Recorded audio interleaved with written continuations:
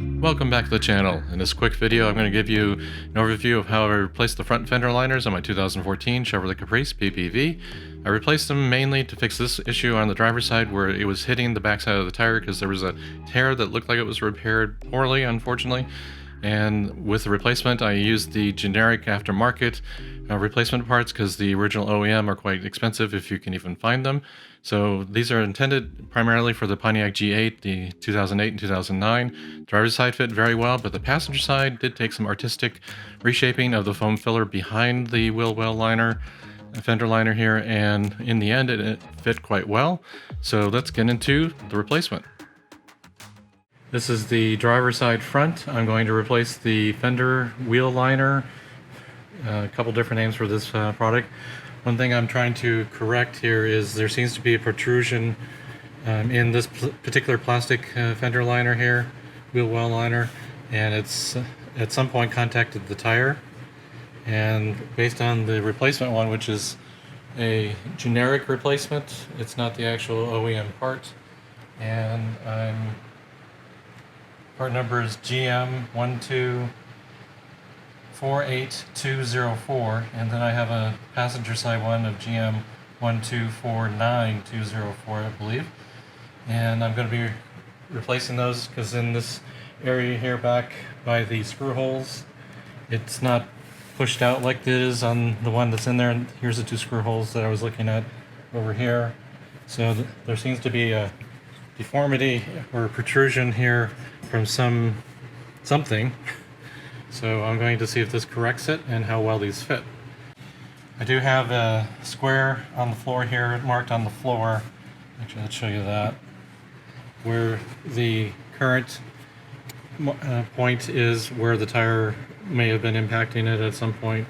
So I'm going to measure using those same marks to see if there's any free play distance there when we replace it. So we have some, it looks like T15 if I remember right. Yeah, T15 Torx to remove, and then some push pin clips that I filled in. I'm going to try to get some better ones in when I do this. Just a little while ago I did the splash guards over there, so that's that splash guard that I replaced a few weeks ago. And now I'm going to do the wheel well liner.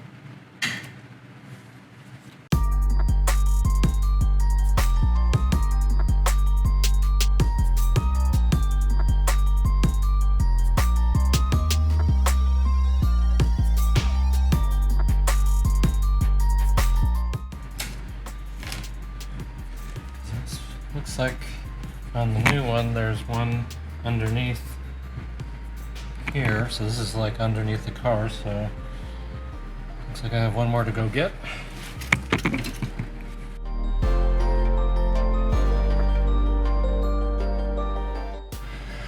and then it's underneath the lip here, which makes sense.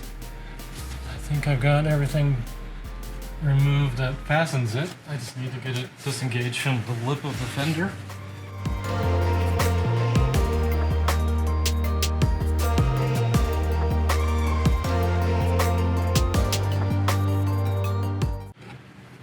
Of course, while we have this out, we can see the horn, the fender to bumper fascia joining area that we were dealing with the headlights. The new headlight that I put in on this side, the airbox air nozzle.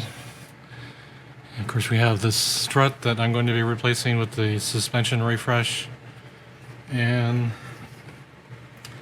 then we have some sound deadening stuff.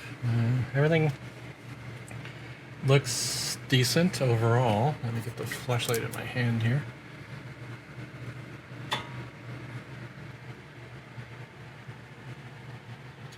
So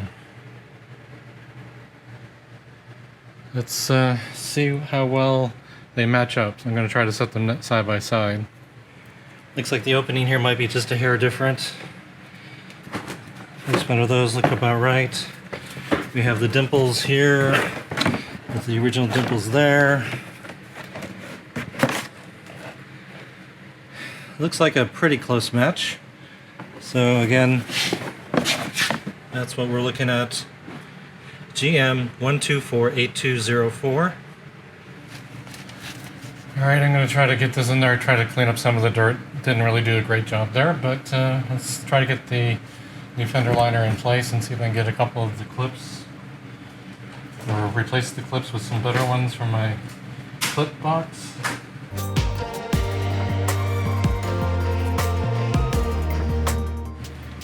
Let's go with one of these up front to at least hold the bottom for the screws.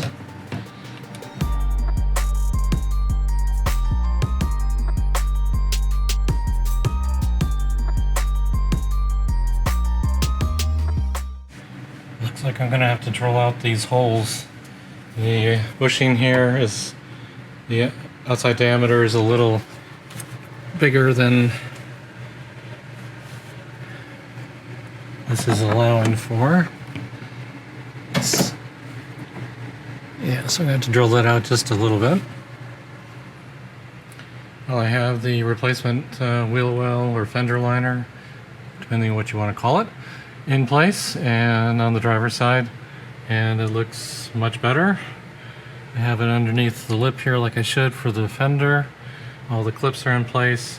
I did have to drill out these two holes a little bit to allow the plastic bushings to penetrate through the material to get to where they need to be. They were a little bit too small, but everything else pretty much lined up. And now I'm going to do the measurement here of where we were rubbing before to see where we end up being with this, because on the floor I have a tape marking where it was. So let's get that lined up again, and as we can see, there's a gap there. Make sure I'm fully aligned with that. So you can see there's daylight behind there. So we definitely have a better fitting fender liner, at least further back. There was a protrusion in the original one. It seemed like it had some glue or something on it, so it may have been ripped or something. Someone tried to repair it. I have to look at the back side of it. But with that, I'm going to get the wheel back on. I'm going to take the sticker off. I got the driver's side completed, and I moved over to the passenger side here, removing all the screws and the push pin clips to get this fender liner out. I do discover a fitment issue in the rear as it folds underneath the fender well area, and that foam piece, I have to do some sculpting on it, so I'll talk about that in a little bit. It looks like the section that folds underneath is different. This is the one from on the vehicle now, has a more form fit texture to it, or shape to it.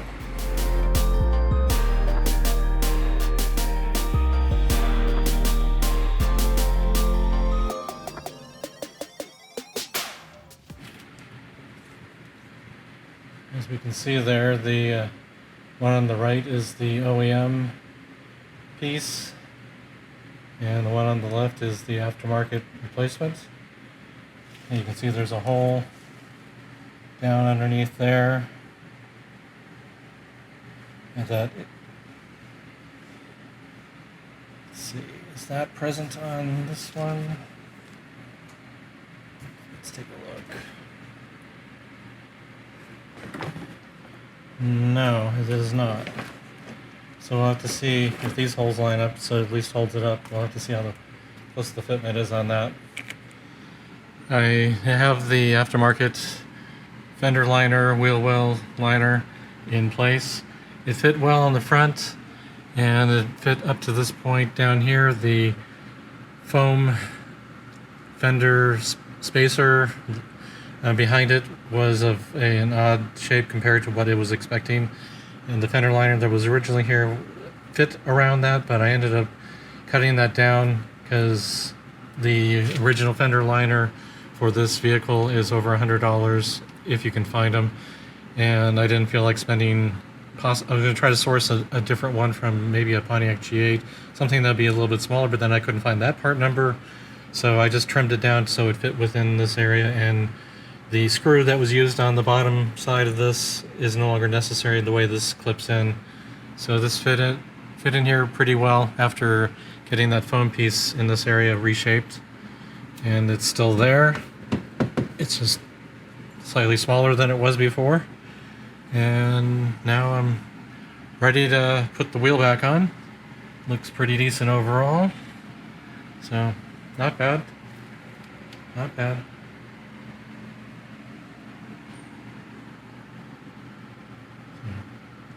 For the price I paid for the fender liner, I had no qualms cutting down that foam piece behind it. So, there we go.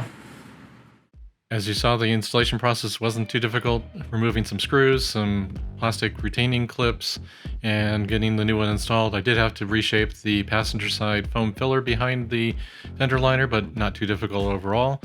The price I paid for these was about $75 with shipping and tax, and those were purchased through an Amazon seller. I will have an affiliate link down in the description section, so make sure you do all that YouTubery stuff down in the description section. Check out the links and try to support the channel if you would. And I'll see you in the next one, and thanks for checking out the Retro Car Guy 530 LLC YouTube channel, and come back for more Caprice, Chevy SSR, and other maintenance tips. Thanks for watching.